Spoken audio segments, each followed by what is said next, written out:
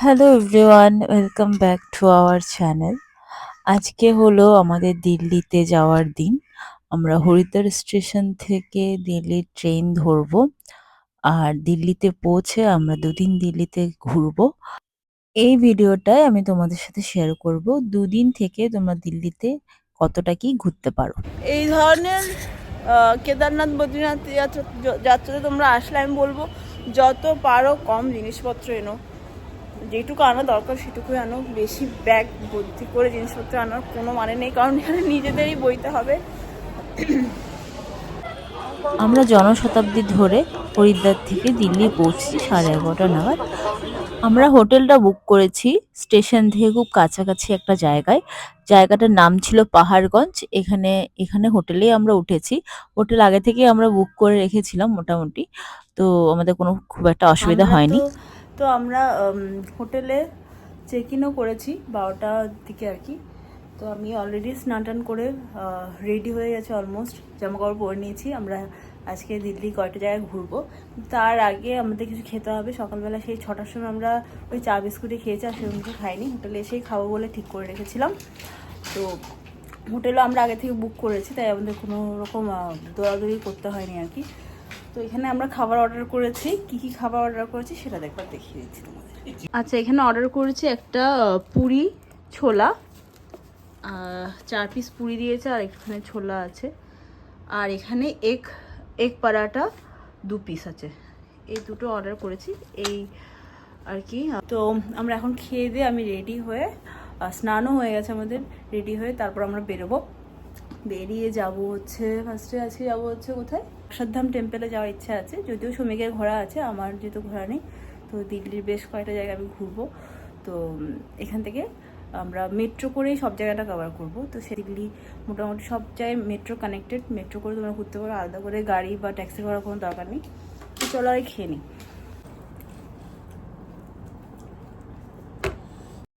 এখন আমরা যাব স্বামীনারায়ণ টেম্পল। তো আমাদের হোটেলের নিয়ারেস্ট মেট্রো স্টেশন হলো আর.কে আশ্রম। আর দূরে দেখা যাচ্ছে অক্ষরধাম টেম্পল। ভেতরে হয়তো মোবাইল অ্যালাউ নয়। স্বামীনারায়ণ টেম্পল বাইরে, এখানে সব ডিপোজিট করে তারপর যেতে হবে, ঠিক আছে। আমরা এখন ঘুরে এলাম। ফোন বা ভিডিওগ্রাফি অ্যালাউ নয়, তাই দেখাতে পারলাম না, কিন্তু খুব সুন্দর জায়গাটা, বিশাল বড় এরিয়া, আর অনেক ব্যাপার আছে। তো এখান থেকে আমরা বেরিয়ে যাব হয়তো চাঁদনি মার্কেটের দিকে, চাঁদনি চক, তো চাঁদনি চকের দিকে। তো চাঁদনি চকে যদি তোমরা শপিং করতে চাও তাহলে মেট্রো করে চাঁদনি চকে নেমে যাও। সেখান থেকেই জাস্ট ওয়াকিং ডিস্টেন্স, সব দোকানপাটগুলো স্টার্ট হয়ে যাচ্ছে। দিল্লিতে আমি মোটামুটি দুটো জায়গায় শপিং করেছি, একটা হলো চাঁদনি চক আর একটা হলো সরোজিনী মার্কেট। সরোজিনী মার্কেটটা একটুখানি দূরে রয়েছে, কিন্তু আর.কে আশ্রম, চাঁদনি চক এই জায়গাগুলো মোটামুটি খুব কাছাকাছি, মেট্রো করেই খুব কাছাকাছি।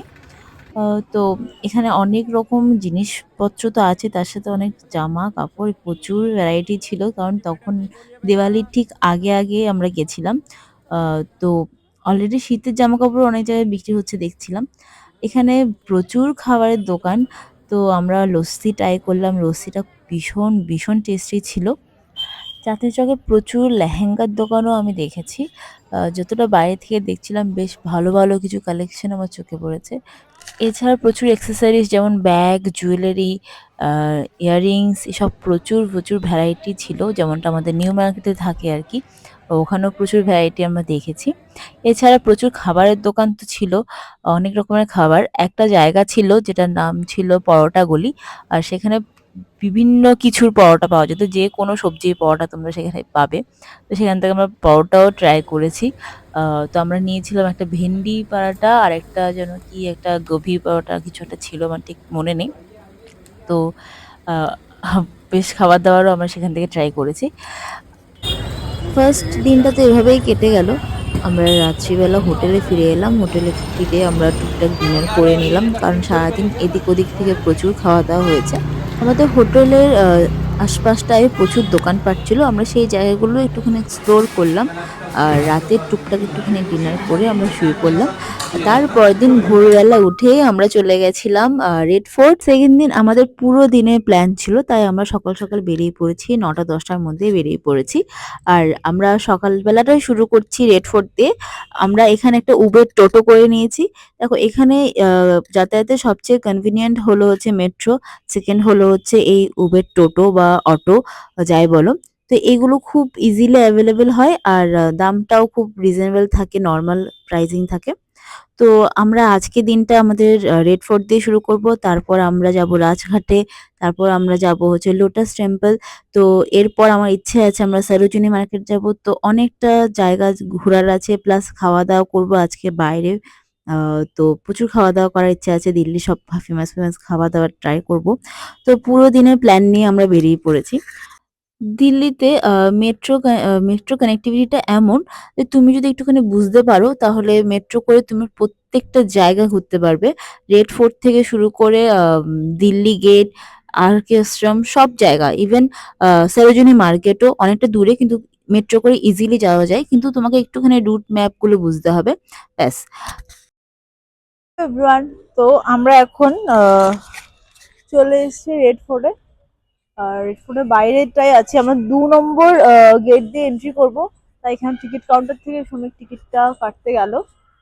তো 80 টাকা করে টিকিট আর কি এখানে পার হেড। তো চলো।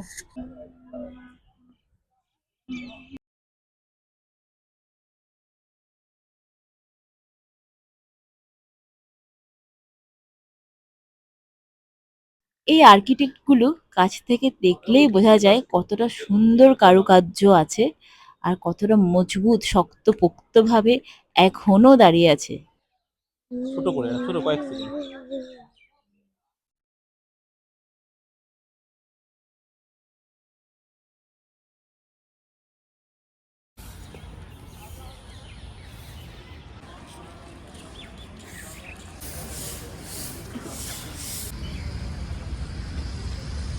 বলো।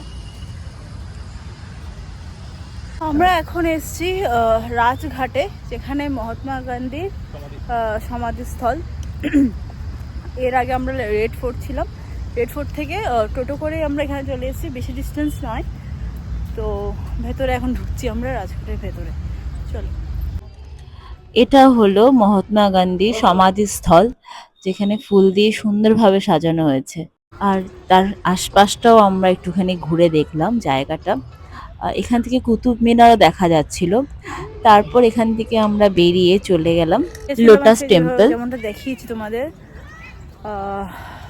রেড ফোর্ট, এরপর রাজঘাট, তারপর এখন হলো লোটাস টেম্পল। তো লোটাস টেম্পলের বাইরের স্ট্রাকচারটা দেখতে পাচ্ছ কতটা সুন্দর। লোটাস টেম্পলের ভেতরের পরিবেশটা একদমই অন্যরকম ছিল, একদম শান্ত, স্নিগ্ধ, একদম কোনো আওয়াজ ছিল না, যেখানে তুমি বসে ধ্যান করতে পারো। নীরব স্তব্ধ একটা জায়গায়, যেখানে তুমি শান্তি ভরে তোমার প্রভু, তোমার সৃষ্টিকর্তা বা যাকে তুমি ভালোবাসো, যাকে শ্রদ্ধা করো, তার কথা স্মরণ করতে পারো। অনেকটা ঘোরাঘুরির পর আমরা করলাম লাঞ্চ। আমাদের ইচ্ছে ছিল দিল্লির সব ফেমাস ফেমাস খাবার ট্রাই করার। তো এখানে আমি ছোলে কুলচে খাচ্ছিলাম, আর দিল্লিতে মোমো খাচ্ছিলাম। খাবার দাবারের পর্ব মিটিয়ে আমরা চলে গেলাম গুরুদ্বারা বাংলা সাহে। ওখান থেকে বেরিয়ে আমরা গেলাম সরোজিনী মার্কেট। সরোজিনী মার্কেটেও আমরা মেট্রো করেই গেছিলাম, এখানে প্রচণ্ড ভিড় ছিল। সরোজিনী মার্কেট থেকে বেশ কিছু কেনাকাটি করলাম, যদিও অনেক ভিড় ছিল, কারণ দিওয়ালির ঠিক 1-2 দিন আগেই আমরা গেছিলাম। তারপর আমাদের প্ল্যান ছিল ইন্ডিয়া গেটে যাওয়ার, সন্ধে হবে ওই টাইমটায় লাইটিংটা আমরা দেখতে পাবো, তাই। গেটে আজকে ধনতেরাস বলে এখানে প্রদীপ জ্বালানোর যে একটা ফেস্টিভ্যাল ওরা সেলিব্রেট করছে, তোমাদের দেখাচ্ছি। খুব সুন্দর লাগছে জায়গাটা, যদিও ইন্ডিয়া গেটে এখন লাইট এখনো জ্বালায়নি।